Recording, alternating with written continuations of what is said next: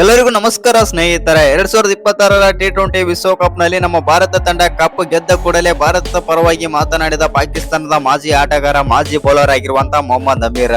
ಹೌದು ಸ್ನೇಹಿತರೆ, ಭಾರತ ತಂಡ ಸೆಮಿಫೈನಲ್ಗೆ ಹೋಗಲ್ಲ, ಭಾರತ ತಂಡ ಲೀಗ್ ಸ್ಟೇಜ್ ಅಲ್ಲಿ ಔಟ್ ಆಗುತ್ತೆ ಅಂತ ಏನೇನೋ ಮಾತನಾಡಿದಂತ ಮೊಹಮ್ಮದ್ ಅಮೀರ್ ಅವರು ಇದೀಗ ಬಂದ್ಬಿಟ್ಟು ಭಾರತದ ಪರವಾಗಿ ನಿಂತು ಮಾತನಾಡಿದ್ದಾರೆ.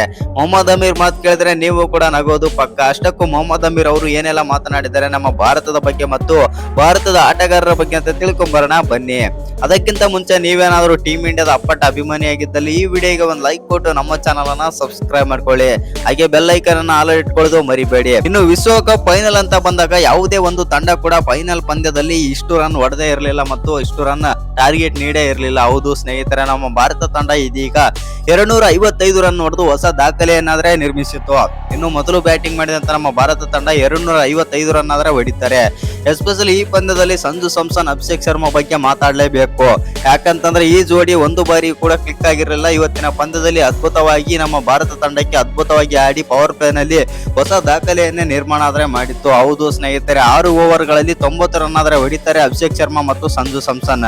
ಇನ್ನು ಇದರಲ್ಲಿ ಸಂಜು ಸ್ಯಾಮ್ಸನ್ ಅವರು 46 ಬಾಲ್ಗಳಲ್ಲಿ 89 ರನ್ ಆಡಿದರೆ 8 ಸಿಕ್ಸ್ 5 4 ಮತ್ತು 193ರ ಸ್ಟ್ರೈಕ್ ರೇಟ್ ನಲ್ಲಿ ಬ್ಯಾಟಿಂಗ್ ಆದ್ರೆ ಆಡ್ತಾರೆ.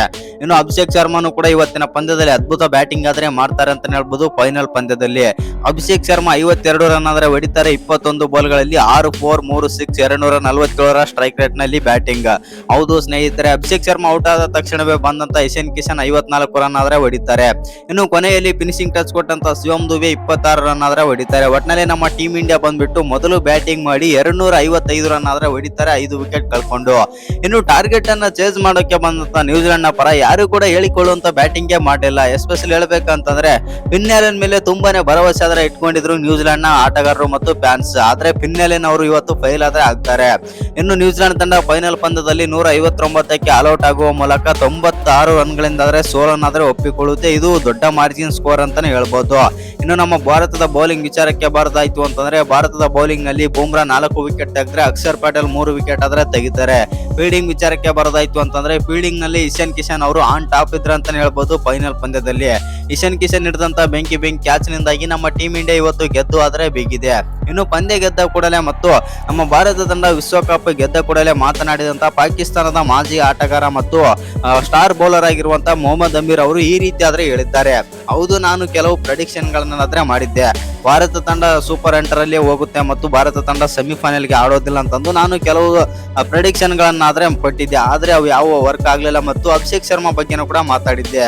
ಒಂದೆರಡು ವರ್ಕ್ ಆದವು, ಆದ್ರೆ ನಾನು ಪಟ್ಟಿರೋ ಪ್ರೆಡಿಕ್ಷನ್ ನನಗೆ ರಿಟರ್ನ್ ಆದ್ರೆ ಬಂದಿವೆ ಮತ್ತು ಉಲ್ಟಾದ್ರೆ ಹೊಡೆದಿವೆ. ಆದ್ರೆ ಭಾರತ ತಂಡ ಅದ್ಭುತವಾಗಿ ಕ್ರಿಕೆಟ್ ಆದ್ರೆ ಆಡಿದೆ. ಭಾರತ ತಂಡ ಈ ಬಾರಿಯ ವಿಶ್ವಕಪ್ ಆದ್ರೆ ಗೆದ್ದಿದೆ ಮತ್ತು ನಾನು ಅಭಿನಂದನೆಗಳನ್ನಾದ್ರೆ ತಿಳಿಸುತ್ತೇನೆ ಅಂತಂದು ಭಾರತ ತಂಡಕ್ಕೆ ಅಭಿನಂದನೆ ಆದ್ರೆ ತಿಳಿಸಿದ್ದಾರೆ ಅಂತ ಹೇಳ್ಬೋದು ಮೊಹಮ್ಮದ್ ಅಮೀರ್ ಅವರು. ಹೌದು ಸ್ನೇಹಿತರೆ, ಈ ವಿಡಿಯೋ ಇಷ್ಟ ಆಗಿದ್ರೆ ಒಂದು ಲೈಕ್ ಮಾಡಿ, ಶೇರ್ ಮಾಡಿ. ಹಾಗೆ ಇನ್ನು ಯಾರ ಚಾನಲ್ಗೆ ಸಬ್ಸ್ಕ್ರೈಬ್ ಮಾಡ್ಕೊಂಡಿಲ್ಲ, ಸಬ್ಸ್ಕ್ರೈಬ್ ಮಾಡ್ಕೊಂಡು ಬೆಲ್ ಐಕನ್ ಅನ್ನ ಆಲ್ ಇಟ್ಕೊಳ್ಳಿ.